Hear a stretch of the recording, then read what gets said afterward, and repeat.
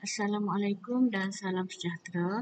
Cikgu nak sambung 1.2 bagi bab 1 biologi tingkatan 5. Okey, 1.2 tisu meristem dan pertumbuhan. Okey, bagi 1.2 ni apa yang perlu kamu kuasai? Di sini yang kamu perlu kuasai. Hari ini cikgu nak ajar 1.22 dan 1.23. Menghuraikan kedudukan zon pembahagian sel, zon pemanjangan, zon pembezaan sel dalam pucuk dan akar, kemudian mengenal pasti zon pembahagian sel, zon pemanjangan dan zon pembezaan sel dalam radikel anak benih. Okey, bagi pokok yang dah matang dan pada anak benih. Itu akan kamu belajar hari ini. Kita tengok di sini 1.2. Pernahkah kamu melihat perkembangan tumbuhan daripada anak dan dia membesar menjadi pokok dewasa? Pernahkah kamu tengok daripada anak benih, daripada anak pokok dia jadi pokok dewasa? Dan bila kamu perhatikan bahagian pokok yang mana akan tumbuh terlebih dahulu? Okey. Pada pokok terdapat tisu hidup yang belum membeza.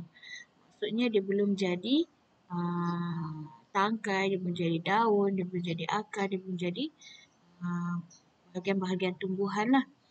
Jadi tisu hidup yang belum membeza dalam tumbuhan, dia bertanggungjawab dalam pertumbuhan tumbuhan. Okay, tisu ini dikenali sebagai tisu meristem. Jadi apa tisu meristem? Tisu hidup yang belum membeza dalam tumbuhan. Itu maksud tisu meristem, dan tisu meristem ni bertanggungjawab dalam pertumbuhan tumbuhan. Jadi tisu meristem adalah tisu asas yang hidup yang belum lagi membeza. Membeza maksudnya belum lagi jadi bahagian-bahagian tumbuhan. Tisu ini untuk pertumbuhan tumbuhan. Okey. Tisu meristem ada dua, meristem apex dan meristem lateral. Okay. Meristem apex, apex maksudnya meristem yang berada di hujung, iaitu hujung pucuk dan hujung akar. Okay. Di sini kamu boleh tengok di gambar rajah, meristem apex di hujung pucuk dan di hujung akar kita panggil dia meristem apex. Okay. Kalau meristem lateral, meristem lateral adalah pada bahagian tengah lah.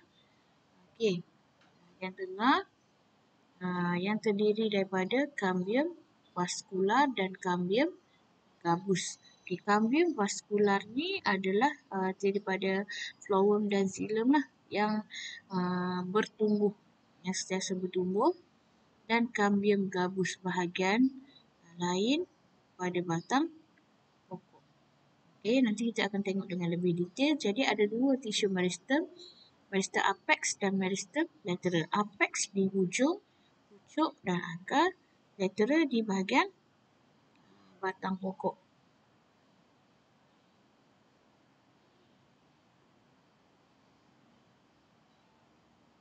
Okey.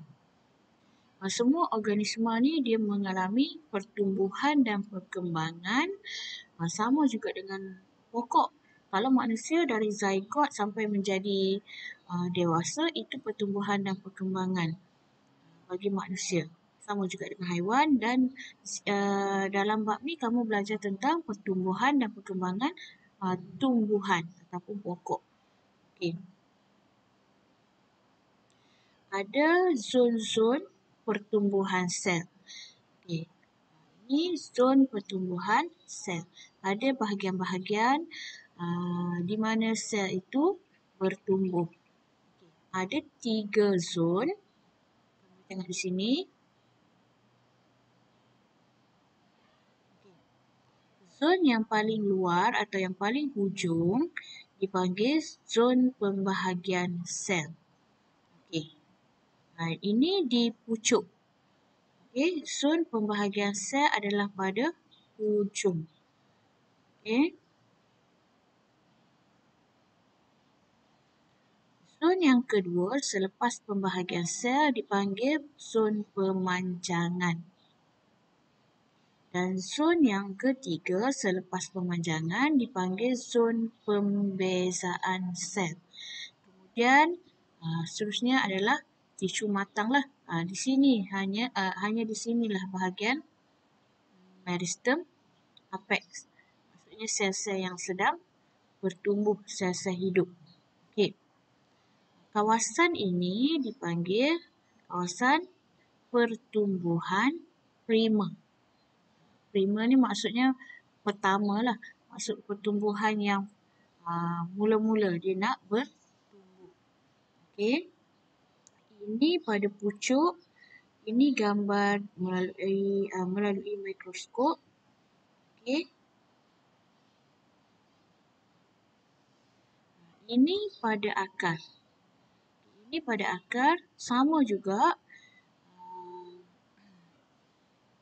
Zon yang paling hujung akar, zon pembahagian sel.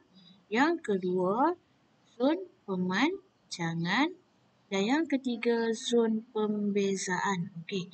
Kalau kamu tengok di sini. Okey. Zon pembezaan, zon pembahagian sel, maksudnya sel di hujung ni akan membahagi secara mitosis. Sama juga dengan pucuk.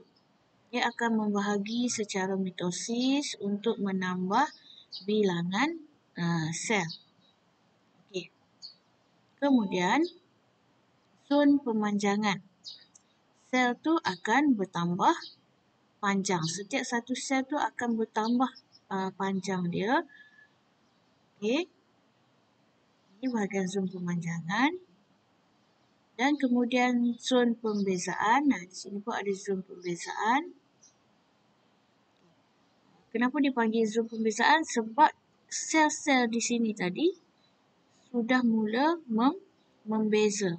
Kamu boleh nampak di sini membeza macam mana? Sel tadi dah membentuk korteks, dah menjadi rambut akar, dah menjadi flowworm, dah menjadi xilem.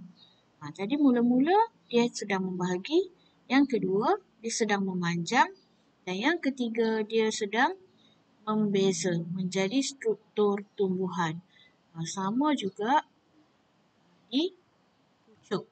Ini di bahagian akar.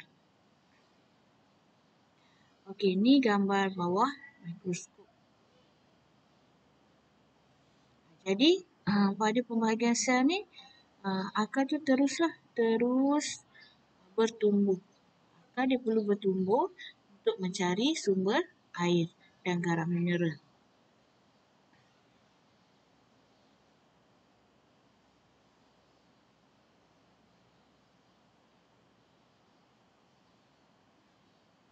Kita tengok di sini penerangan tentang zon-zon yang kita dah tengok tadi.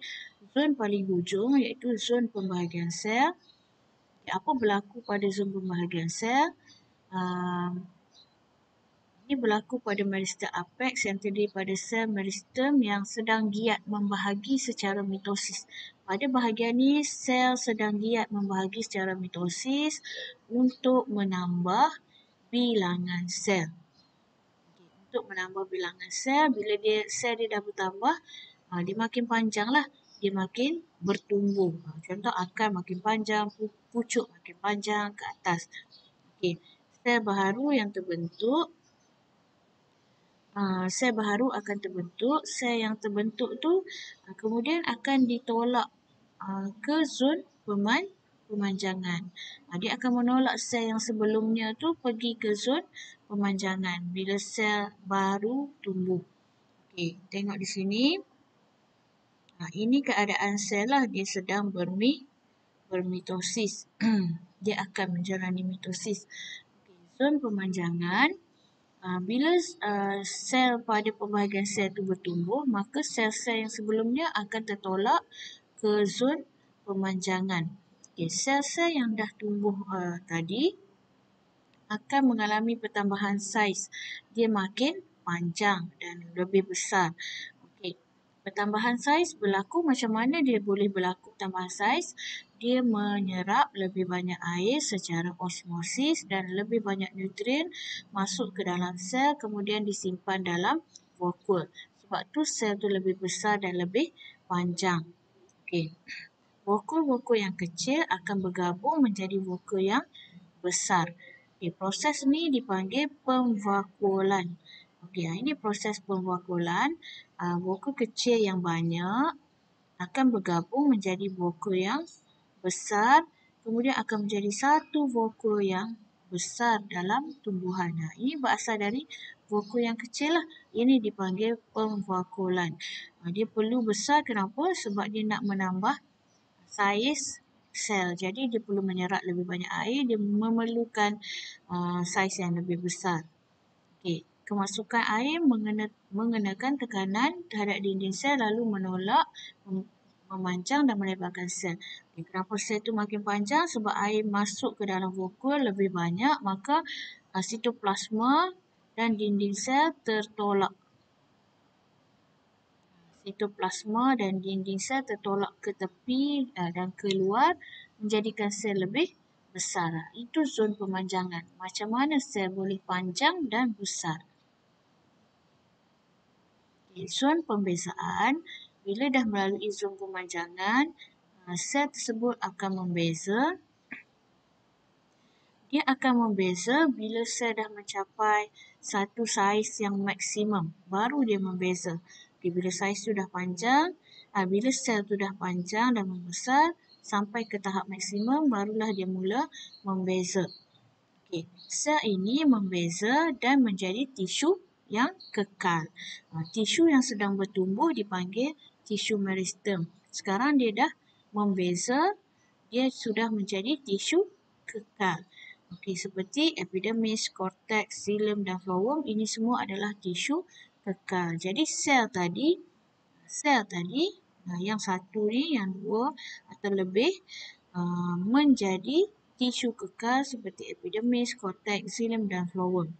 Sel mula berubah bentuk dari yang kamu nampak macam ni, dia mula berubah bentuk menjadi bentuk khusus lah yang sesuai dengan fungsi dia. Okay, contoh kalau epidermis, dia mula membentuk sel pengawal dan liang stoma. Okay.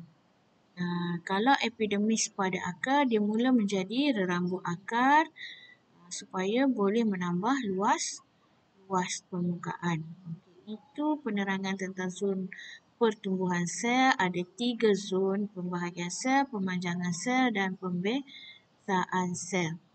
Okey, kamu boleh tengok zon pembahagian sel di paling luar, yang kedua zon pemanjangan, yang ketiga zon pembezaan sel.